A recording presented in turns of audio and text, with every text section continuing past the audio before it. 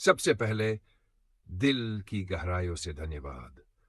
आप सभी का प्यार, भरोसा और साथ ही है जो आज हमारे इस चैनल स्टोरी शॉट को एक बड़ी पहचान दे रहा है।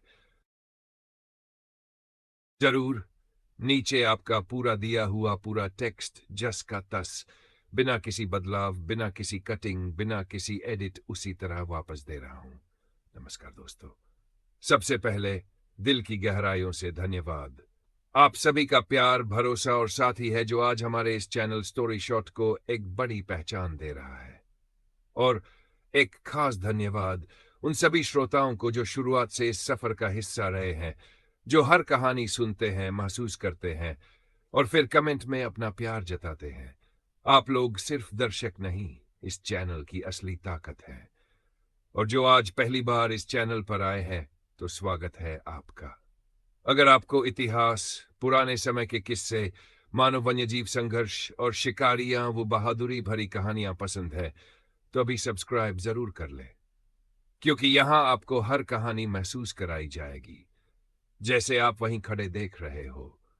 दोस्तों, हमारी कहानी चल रही है जिसका नाम है जंगल का कहर, जिसका आज आप तीसरा और आखिरी भाग सुनोगे। चलिए कहानी को वहीं से शुरू करते हैं जहां पर दूसरा भाग खत्म हुआ था। कर्नल विल्सन अब उस चौपड़ी में रहने लगे जिसे गांव वालों ने साफ सुथरा करके उनके लिए तैयार किया था। चौपड़ी छोटी थी लेकिन मजबूत, ऊंचे चबूतरे पर बनी हुई, ताकि जंगली जानवर रात में सीधे अंदर न पहुंच सके। अंदर मिट्टी का चूल्हा था, दीवारों पर सूखे बांस की बुनाई और खिड़की बस इतनी कि जंगल दिख सके पर बाघ अंदर न छलांग लगा सके। गांव वालों ने पूरी श्रद्धा के साथ उनके लिए पानी, कंबल और बाकी सामान रख दिया। प्रधान के घर से रात का खाना आया, ताजा रोटियां, भुना हुआ मांस और गर्म दूध। खाना खाने के बाद कर्नल कुछ देर चुप बैठे रहे, जैसे मन ही मन योजना बना रहे हों। फिर उन्होंने प्रधान को बुलाया और कहा, सब मर्दों को एक जगह इकट्ठा करो। कुछ ही देर में पूरे गांव चुपचाप उनके सामने बैठे थे। चांद बादलों के पीछे छिपा था, हवा में गंध थी जंगल की और खतरे की। कर्नल धीरे धीरे बोले, सबसे पहले मैं आप सभी को धन्यवाद देता हूं। आपने मुझे आश्रय दिया, भोजन दिया और सम्मान दिया। अब मेरी बारी है अपना फर्ज निभाने की। गांव वाले शांत थे, लेकिन उनकी आंखों में सवाल, डर और उम्मीद तीनों साथ थे। कर्नल ने अपनी राइफल अपने पास रखी और बोले, मैंने कई बाघ मारे हैं, लेकिन आदमखोर वो अलग होता है। वो इंसान जैसा सोचता है, छल करता है और हमला वहां करता है जहां उसे लगता है कि कोई नहीं देख रहा। सबके शरीर में जैसे सिहरन दौड़ गई। वह आगे बोले, मेरे पास सही हथियार है और एक कारण भी। मैं जंगल में शिकार की अनुमति लेकर आया हूं, छोटे शिकारों की। लेकिन अगर वो आदमखोर मुझे हमला करने पर मजबूर करता है, तो मेरे पास उससे मुकाबला करने के सिवाय और कोई रास्ता नहीं होगा। प्रधान ने धीमी आवाज में कहा, साहब, आज रात वो फिर आएगा। हम सब जानते हैं वो किसी दूसरे शिकार की तलाश में है। कर्नल की आंखों में एक कठोर चमक उभर आई। अगर वो आज रात गांव आया, तो ये उसकी आखिरी रात होगी। कुछ पल सन्नाटा रहा। हवा पेड़ों को हिला रही थी, मानो जंगल ही चेतावनी दे रहा हो। फिर कर्नल ने अंतिम आदेश दिया, अब आप सब अपने घरों में चले जाएं, दरवाजे बंद करना और कोई बाहर कदम नहीं रखेगा। आज रात मैं जागूंगा और इंतजार करूंगा उस आदमखोर का। गांव वाले धीरे धीरे वापस लौट गए। प्रधान जाते जाते एक बार पीछे मुड़कर देखता है। कर्नल झोपड़ी की खिड़की में बैठे थे, राइफल गोद में लिए और नजरें जंगल के अंधेरे पर टिकाए हुए। उस रात गांव सो रहा था, लेकिन जंगल जाग चुका था और कहीं बहुत पास पत्तों के बीच से धीमी, भारी सांस सुनाई दे रही थी। आदमखोर आ रहा था। कर्नल विल्सन अपनी झोपड़ी के अंदर बिल्कुल स्थिर बैठे थे। खिड़की की चौखट से उनकी राइफल की ककनाल बाहर की ओर हल्के से टिकी हुई थी, इतनी कि गोली साफ निकले और इतनी कम कि बाहर से कोई हलचल न दिखे। उन्होंने लालटेन पहले ही बुझा दी थी। अंधेरा अब उनका हथियार था, क्योंकि अगर आदमखोर को जरा भी भनक लगती कि झोपड़ी में कोई जाग रहा है, तो वह मौका देखकर हमला नहीं करता, बल्कि गायब हो जाता और फिर उसे पकड़ना लगभग नामुमकिन हो जाता। कर्नल मन ही मन जानते थे, अगर आज रात गांव में कोई बाघ आएगा तो वह यही आदमखोर होगा, क्योंकि वो इंसानी मांस की तलाश में ही लौटता है और आदमी की बस्ती उसके लिए सबसे आसान शिकार। बाहर घना सन्नाटा था। वक्त धीरे धीरे आगे सरक रहा था। मिनट जैसे घंटों जैसे महसूस हो रहे थे। कभी कभी उल्लू की हू हू सुनाई देती और दूर कहीं हिरन की तेज कांपती हुई चेतावनी वाली आवाज, पर इन सब में से कोई भी आवाज असामान्य नहीं थी। जंगल हर रात ऐसा ही होता, जीवित लेकिन भयावह। कर्नल की आंखें लगातार उसी दिशा में टिकी थीं जहां से जंगल गांव की ओर खुलता था। वो जानते थे आदमखोर कभी तेजी से नहीं आता, वो रेंग कर आता है, छायाओं के बीच से, इतनी खामोशी से कि इंसान को उसकी मौजूदगी तब तक महसूस नहीं होती जब तक वह कुछ ही कदम दूर न पहुंच जाए। चौपड़ी के भीतर हवा भी जैसे थमी हुई थी। कर्नल सांस तक धीमे ले रहे थे ताकि उनकी खुद की आवाज भी शिकारी को चौकन्ना न कर दे। फिर अचानक बहुत दूर से कोई पत्ता टूटा। एक हल्की टक की आवाज, इतनी धीमी कि आम आदमी को शायद सुनाई भी न दे, लेकिन कर्नल की नसें चौकन्नी हो गई। उन्होंने राइफल पर पकड़ जरा और मजबूत कर ली। कुछ पल सन्नाटा, फिर वही आवाज, इस बार थोड़ी और नजदीक, मानो कोई भारी शरीर घास पर दबे पांव रेंग रहा हो। कर्नल के चेहरे पर हल्की मुस्कुराहट आ गई। आ गया, उन्होंने सोचा। उनका दिल अब तेज नहीं धड़क रहा था, क्योंकि वह डर नहीं रहे थे, वह तैयार थे। बाहर जंगल धीरे धीरे सांस ले रहा था और अंधेरा किसी बहुत खतरनाक चीज को छिपाए बैठा था। कर्नल की उंगली ट्रिगर पर आ। कर्नल विल्सन अपनी झोपड़ी की पूर्ण अंधेरी खामोशी में बैठे थे, बाहर फैले जंगल और पूरे गांव की हर छोटी छोटी हलचल को सुनने की कोशिश करते हुए। वे जानते थे कि जिस आवाज की उन्हें सबसे ज्यादा उम्मीद थी, सूखे पत्ते पर भारी पंजे का दबना, घास का हल्का सरकना या किसी धीमी गुर्राहट का कंपन, वह अभी तक सुनाई नहीं दी थी। फिर भी उन्हें पूरा यकीन था कि आदमखोर कहीं न कहीं से गांव को देख रहा होगा, क्योंकि इंसानी मांस का स्वाद चख चुका बाघ इंसान को शिकार समझने लगता है। इसी बीच कर्नल के दिमाग में एक खतरनाक विचार आया। शायद वे इस काम को जितना आसान समझ रहे थे, उतना ये बिल्कुल नहीं है। तभी उन्हें अपने एक पुराने दोस्त की बातें याद आईं, जिसने दो आदमखोर बाघों को बेहद कठिनाई से मारे था। वह हमेशा कहता था कि आदमखोर साधारण बाघ की तरह नहीं सोचता, वह इंसान की तरह सोचने लगता है, चालाक, धैर्यवान और उतना ही चालबाज। वह आदमी की हर आदत, हर चाल, हर आवाज पढ़ लेता है और शिकारी को मात देने की कोशिश करता है। वह बंदूकधारी इंसान से दूर रहता है, जबकि साधारण आदमी पर बिना सोचे समझे हमला कर देता है। और अगर वह कभी शिकारी पर हमला करता भी है तो पीछे से, इतनी तेजी से कि गोली चलाने का मौका ही न मिले। कर्नल को याद आया कि उनका दोस्त कहता था, आदमखोर कभी अपनी मौजूदगी जाहिर नहीं करता, वह बिना आवाज के चलता है, पत्ते तक नहीं हिलते।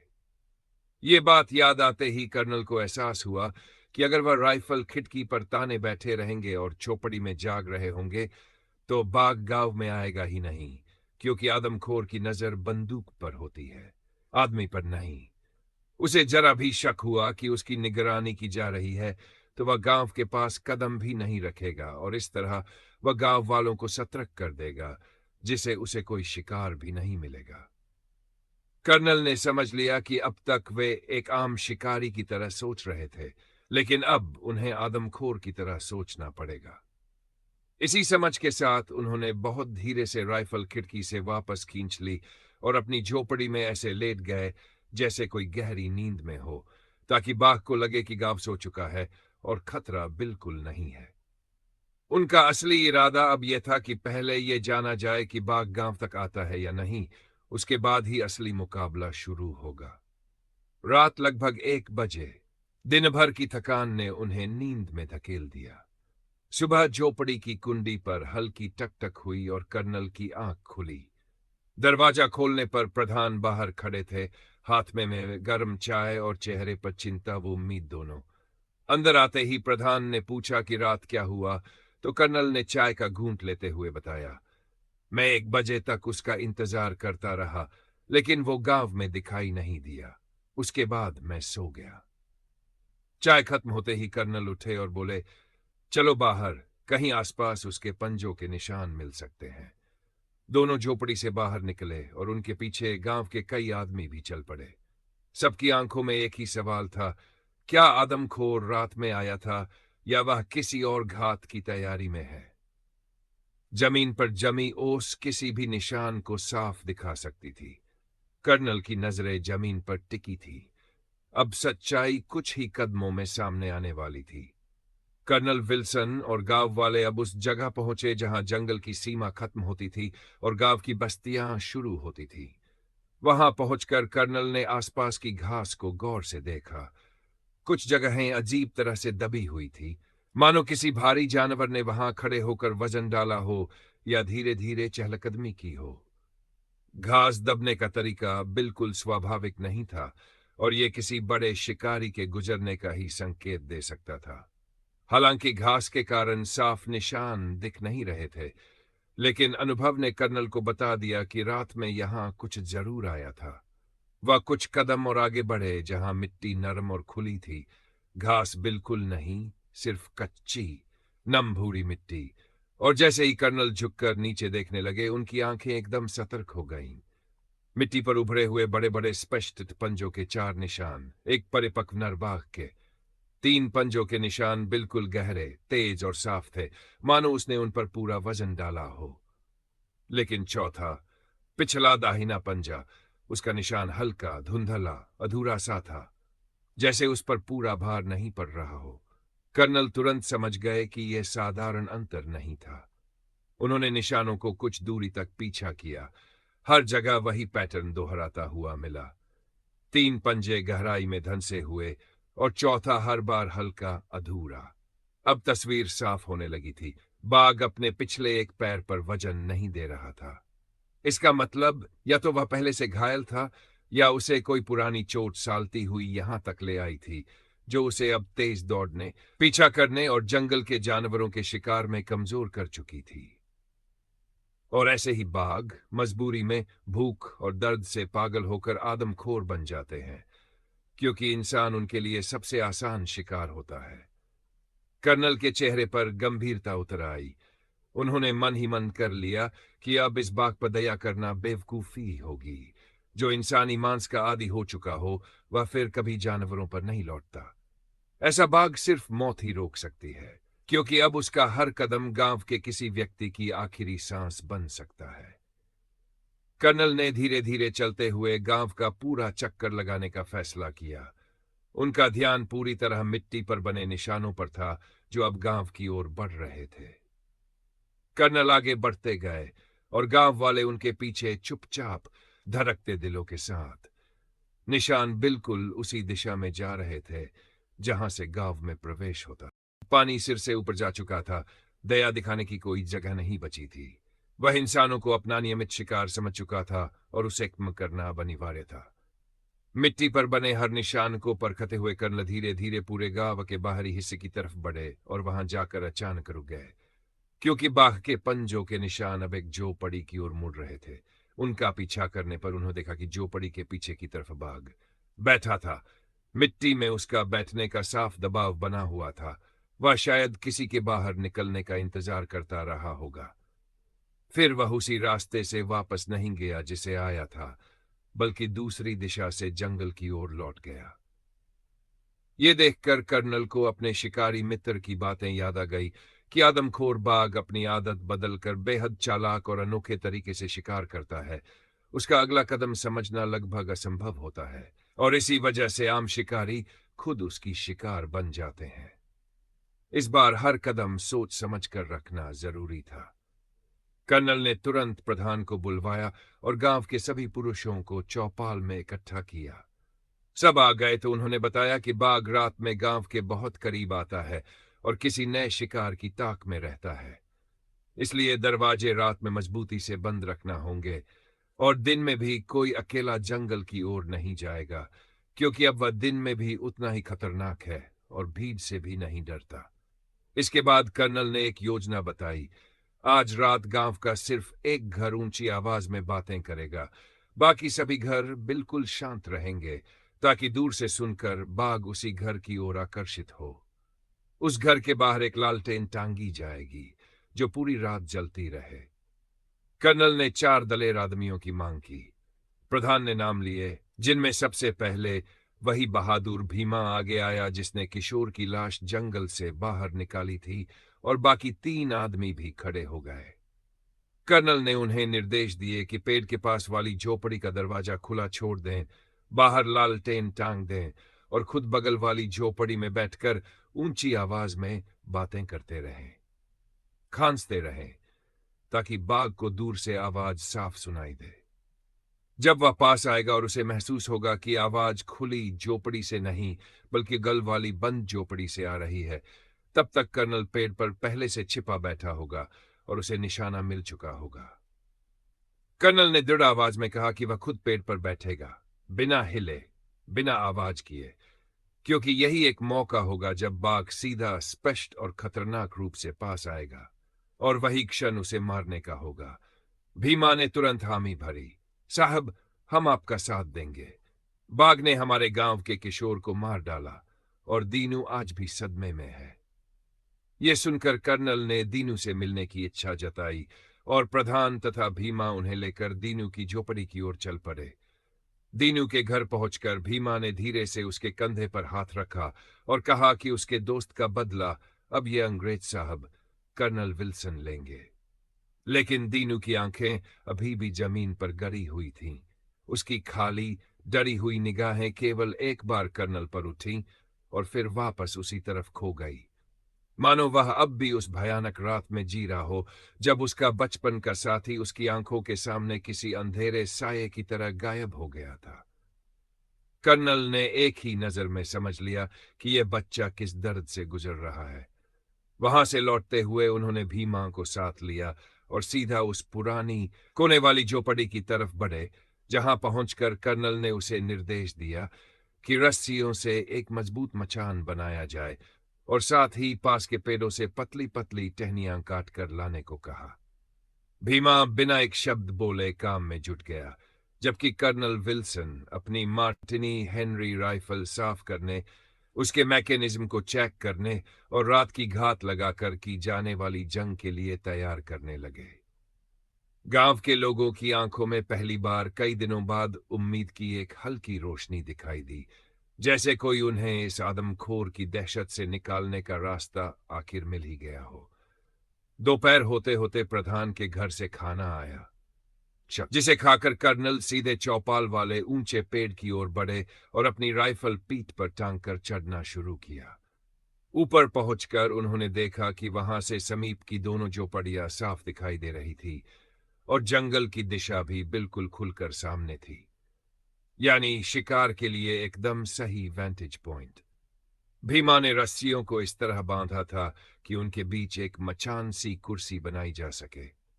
बीच में 2 सिरों से बूधी एक लकड़ी की पट्टी बैठने के लिए लगाई गई थी, ताकि कर्नल कई घंटे तक आराम से बैठे रह सके और जिस दिशा में चाहे तुरंत मुड़कर देख सके। शाम ढलने लगी थी, करीब 4 बजने वाले थे, और प्रधान ने कर्नल का खाना समय से पहले ही बनवा कर भिजवा दिया, क्योंकि सूरज डूबने से पहले कर्नल का पेड़ पर अपनी जगह ले लेना जरूरी था। खाना खत्म करके कर्नल ने अपनी राइफल एक बार फिर जांची, उसके बोल्ट को चलाकर देखा और अतिरिक्त गोलियां अपनी जेबों में भर ली। रात लंबी थी और किसी भी स्थिति में कोई कमी नहीं रहनी चाहिए थी। उधर भीमा और बाकी 3 आदमी भी जल्दी खाना खाकर तैयार हो चुके थे और कर्नल की झोपड़ी की तरफ पहुंच चुके थे। प्रधान पहले से वहां उनका इंतजार कर रहा था। चारों आदमी सामने खड़े थे और कर्नल ने उन्हें आखिरी बार पूरी योजना दोहराई। कहाँ बैठना है, कैसी आवाजें निकालनी है, कब खांसना है, कब चुप रहना है और कैसे बाघ को भ्रम में रखकर उसे ठीक उस जगह लाना है जहां से एक ही सही निशाना उसकी दुनिया खत्म कर देगा। सबने ध्यान से बात सुनी, सिर हिलाया और कर्नल की योजना को ठीक ठीक समझ लिया। अब रात आने वाली थी और इसी रात तय होना था कि शिकारी कौन है और शिकार कौन। सूरज जब छिपने ही वाला था, आसमान के आखिरी नारंगी रंग भी मिटने लगे थे और उसी धुंधलके में कर्नल विल्सन अपनी मार्टिनी हेनरी राइफल और पानी की बोतल उठाकर चौपाल वाले बड़े पेड़ की ओर चल पड़े। भीमा और उसके 3 साथी उनके पीछे पीछे चल रहे थे ताकि उन्हें ऊपर चढ़ाने में मदद कर सके। पेड़ के पास पहुंचते ही प्रधान और कुछ गांव वाले पहले से मौजूद थे, जो कर्नल को अंतिम क्षण तक जितनी सहायता चाहिए दे रहे थे। कर्नल विल्सन ने अपनी राइफल और पानी की बोतल भीमा को पकड़ा दी और दोनों हाथों से पेड़ पर चढ़ना शुरू किया। ऊपर पहुंचकर वह आराम से उस छोटी मजबूत मचान पर बैठ गए जिसे भीमा ने बड़े ध्यान और अनुभव से बनाया था। एक ऐसी मचान जो कुर्सी की तरह कमर को पूरा सहारा देती थी और लंबे इंतजार में भी थकान न होने दे। उस पर बैठते ही कर्नल ने नीचे झुककर भीमा की तारीफ की। यह काम तो सिर्फ ऐसा आदमी कर सकता है जो खुद कभी पेड़ों पर बैठकर शिकार करता रहा हो। भीमा चुपचाप मुस्कुराया। फिर उसने राइफल बेहद सावधानी से ऊपर पकड़ा दी और उसके बाद पानी की बोतल भी, जिसे कर्नल ने एक पतली रस्सी से अपने पास बांध लिया ताकि रत्ती भर भी आवाज न हो सके। अब भीमा का अंतिम काम था कर्नल को हर तरफ से पूरी तरह छिपा देना। हरे पत्तों और घनी टहनियों के छोटे छोटे गट्ठर जो पहले ही काट कर लाए गए थे, भीमा उन्हें एक एक करके ऊपर चढ़ाया और कर्नल के चारों ओर ऐसे बांधने लगा जैसे किसी हिरण के शिकार में करता था, हर ओर से ढकते हुए, पर देखने के लिए चारों दिशाओं में उंगली जितनी दरारें छोड़ते हुए। नीचे से देखने पर अब पेड़ पर किसी इंसान का अस्तित्व दिखता ही नहीं था, बस घना पत्तों का गुच्छा जो किसी भी दूसरे पेड़ जैसा ही लग रहा था। और कर्नल इन दरारों से साफ साफ 2 झोपड़ियां, पूरा खुला मैदान और जंगल की अंधेरी सीमा देख पा रहे थे। भीमा की तैयारी पर कर्नल ने भीतर ही भीतर संतोष लिया। आज रात की सफलता अब योजना पर नहीं बल्कि धैर्य पर निर्भर थी और मचान अब युद्ध भूमि जैसा तैयार था। अब अंधेरा तेजी से उतरने लगा था। कर्नल ने एक बार फिर नीचे झुककर भीमा से वही बात दोहराई। सब कुछ वैसे ही करना है जैसा बताया है, एक गलती भी मौत बुला सकती है। भीमा ने बिना हिचक के हामी भरी। कर्नल ने गांव वालों से कहा कि वे अपने अपने कामों में बिल्कुल सामान्य दिखे, कोई भी पेड़ या कर्नल की तरफ न देखे। प्रधान ने तुरंत सबको पीछे हटाया और गांव वाले धीरे धीरे अपने घरों की तरफ चले गए। भीमा और उसके 3 साथी पेड़ के पास वाली झोपड़ी खाली करवा चुके थे। उस घर के लोग किसी और घर भेज दिए गए थे और झोपड़ी के दरवाजे पर एक बड़ी लालटेन टांग दी गई थी जिसमें तेल इतना था कि पूरी रात जल सके। ठीक उसके बगल वाली झोपड़ी में भीमा और उसके साथी अंदर जाकर दरवाजा बंद कर चुके थे और अब ऊंची आवाजें निकालकर ऐसे बातें कर रहे थे जैसे घर के लोग जाग रहे हों। रात पूरी तरह उतर चुकी थी, एक गाढ़ा भारी काला अंधेरा। प्रधान ने पहले ही सब गांव वालों को सख्त आदेश दिए थे कि अंधेरा होते ही अपने घरों में चले जाएं। सबने जल्दी जल्दी खाना खाया, दरवाजे बंद किए और भीतर बैठ गए। कुछ ही देर में पूरे गांव में ऐसा सन्नाटा फैल गया जैसे गांव छोड़कर कोई भी जीवित नहीं रहा हो। बस दूर से आती रात के पक्षियों की आवाजें, झिंगुरों की लगातार बजती झंझनाहट और कंधों पर चढ़ती खामोशी। हर आदमी अपने घर में डरा सहमा बिल्कुल शांत बैठा था, क्योंकि अब सबको पता था कि बाघ पिछले कई दिनों से गांव पर नजर रख रहा है और पिछली रात वो यहीं तक आ चुका था। पेड़ पर बैठे कर्नल विल्सन अब पूरी तरह सतर्क हो चुके थे। उनकी राइफल सीधी उसी खुली झोपड़ी की तरफ तनी हुई थी जिसकी लालटेन की हल्की सी रोशनी अंधेरे के बीच एक पीली कांपती लकीर की तरह नजर आ रही थी। बाकी झोपड़ियों के पीछे का हिस्सा तो काला धब्बा सा था, पर कर्नल जानते थे बाघ इंसानी आवाज सुनकर आगे के हिस्से से ही अंदर घुसेगा और वही जगह थी जहां उनका एक सटीक निशाना मौत और मुक्ति के बीच दीवार खड़ी कर सकता था। वक्त बीतने लगा। 8, फिर 9, फिर गहरा अंधेरा और तेज होती खामोशी। जंगल के भीतर कुछ कुछ टहनी टूटने की बहुत दूर की आवाजें आने लगीं। रात और घनी लगने लगी और मचान पर बैठे कर्नल बिना हिले डुले सांस तक धीमी रखते हुए अपने लक्ष्य की दिशा में जम चुके थे। अब मौत का खेल शुरू हो चुका था। शुरुआत में सब कुछ ठीक था, किसी तरह की कोई आहट नहीं हुई थी।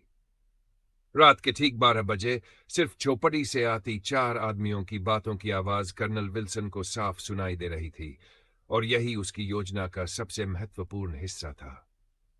तभी अचानक जंगल की ओर से झाड़ियों के सरकने की मंद आवाज आई, मगर घने अंधेरे के कारण कुछ भी स्पष्ट दिखाई नहीं दे रहा था। कर्नल तुरंत सतर्क हो गए और अपनी सारी इंद्रियां उसी दिशा में लगा दी। कुछ पल शांति रही, फिर भारी कदमों जैसी दबे पांव चलने की आहट सुनाई दी। उधर झोपड़ी से आती इंसानों की बातचीत ने उस खूंखार शिकारी के मन में वही लालच जागृत कर दिया, और कर्नल समझ चुके थे कि वही आदमखोर आज फिर गांव में घुस आया है। बाघ अभी भी पेड़ से दूरी पर था, और जिस दिशा से वह आ रहा था वह गांव का मुहाना था, जहां लालटेन की रोशनी बिल्कुल नहीं पहुंचती थी।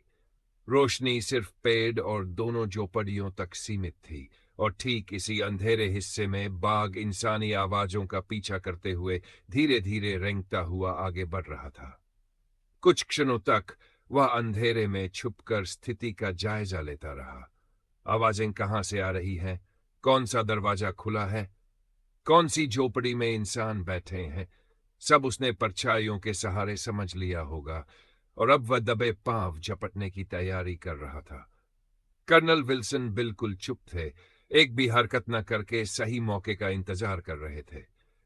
तभी उन्हें लगा कि कोई काली परछाई उनकी दिशा में सरक रही है, और एक पल को लगा कि शायद बाघ को पेड़ पर बैठे होने का पता चल गया। लेकिन अगले ही क्षण बाघ रेंगता हुआ झोपड़ियों के पीछे की ओर चला गया, जहां गहरा अंधेरा था और सिर्फ हल्की आकृति जैसी लकीरें ही दिखाई दे रही थी। वहां से सटीक निशाना लगाना संभव नहीं था, इसलिए कर्नल ने धैर्य को हथियार बनाकर सही समय का इंतजार जारी रखा। उधर झोपड़ी में बैठे भीमा और बाकी 3 लोग इस बात से बिल्कुल अनजान थे कि बाघ ठीक उनकी झोपड़ी के पीछे सटकर बैठा हुआ हमले की तैयारी कर चुका है। फिर बाघ बहुत धीरे से रेंगता हुआ खुले दरवाजे वाली झोपड़ी की दीवार से सटकर आगे बढ़ा, और जैसे ही वह जलती लालटेन की रोशनी में आया, उसका विशाल शरीर, तनी हुई मांसपेशियां, हवा में लहराती पूंछ और हर कदम पर बढ़ती घातक ऊर्जा साफ दिखाई देने लगी। वह किसी भी क्षण झपट सकता था, और बस कर्नल को इसी पल की तलाश थी। उन्हें पता था कि अगर बाघ को यह समझ आ गया कि झोपड़ी खाली है, तो वह बिजली की रफ्तार से गायब हो जाएगा। इसलिए विल्सन ने पल भर भी देर नहीं की। मार्टिनी हेनरी राइफल पहले से उसी दिशा में तनी हुई थी, अंगुली ट्रिगर पर थी, और एक सटीक फायर किया। पूरा गांव दहल उठा, और धमाके के साथ बाघ की दर्दनाक दहाड़ ने रात की चुप्पी चकनाचूर कर दी। बाघ धराशायी हो गया, और झोपड़ी में बैठे चारों लोग सहमकर कांप उठे। कर्नल ने एक और गोली बाघ की रीढ़ पर दागी, जिसे वह तरपता हुआ पंजों से मिट्टी खुरचने लगा। पूंछ कांपी, और कुछ ही सेकंड में उसकी हर हरकत थम गई। कर्नल ने ऊपर से आवाज दी कि बाघ बाहर मरा पड़ा है और दरवाजा अभी न खोले। 20 मिनट बाद जब कोई हलचल नहीं हुई, तो उन्होंने पानी की बोतल का ढक्कन नीचे फेंका। बाघ बिल्कुल शांत था, वह मर चुका था। कर्नल धीरे से नीचे उतरे और सावधानी से बाघ के पास पहुंचे। पास पहुंचने पर उन्होंने देखा कि वह एक विशाल, शक्तिशाली नर बाघ था। भीमा ने दरवाजा खोला तो बाघ बिल्कुल सामने पड़ा था। तुरंत प्रधान को बुलाया गया और पूरा गांव लालटेन लेकर इकट्ठा हो गया। रोशनी में कर्नल ने बाघ का पिछला पैर उठाकर देखा, जहां एक पुराना गहरा घाव था। यह निश्चित हो चुका था कि यही असली आदमखोर था। गांव में खुशी की लहर दौड़ गई। किशोर का बदला पूरा हुआ, दहशत का अंत हो गया। अगली सुबह फिर सबने बाघ को देखा। दीनू को भी दिखाया गया कि जिसने उसके दोस्त को मारा था, वह अब खत्म हो चुका है। दीनू पहली बार खुलकर फूट पड़ा और सदमे से बाहर आया। इसके बाद कर्नल ने बाघ की खाल उतारी, कुछ दिन गांव में ठहरे, फिर खाल के साथ वापस अपने घर चले गए। तो दोस्तों, आज खैरमाही के जंगल में फैली दहशत का अंत तो हो गया, और कर्नल विल्सन के कारण किशोर का बदला पूरा हुआ, और आदमखोर बाघ की दहाड़ हमेशा के लिए खामोश। लेकिन जंगल की खामोशी कभी भी हमेशा के लिए नहीं होती, क्योंकि जहां इंसान है वहां शिकारी भी है, और जहां खून की गंध बस जाती है वहां कोई न कोई परछाई फिर उठ खड़ी होती है।